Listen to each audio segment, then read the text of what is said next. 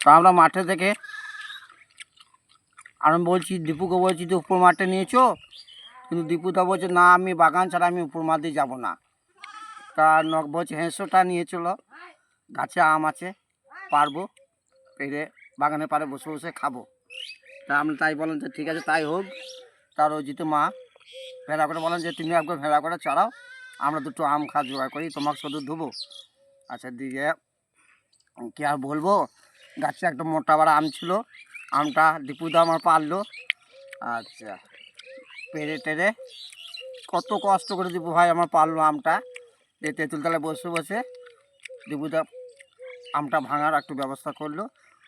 তা ভেঙে ও এক চালা খেলো, আমি এক চালা, রোজিত মাকে এখন দিই না, রোজিত মা এখন চড়াইছে। মাল একটা বটে।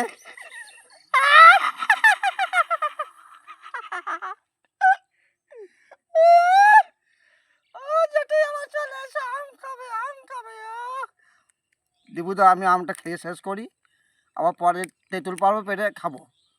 ঠিক আছে, তাহলে তুমি এখন রাখো, রোজিত মাকে একটা আম দিও। আসে আশা করা জিনিস তো, সবাই ভাগে মিটে করে খাবো। তা আসুন আসুন আসুন, খাও খাও খাও খাও, খাও যেটুই আমার একটা আম খাও। দীপুদা আমটা খুব ভালো লাগলো, তা টক ঝালের মতন খেতে। এখন একটু এটা খাই, পরে খুব খা খুব খা।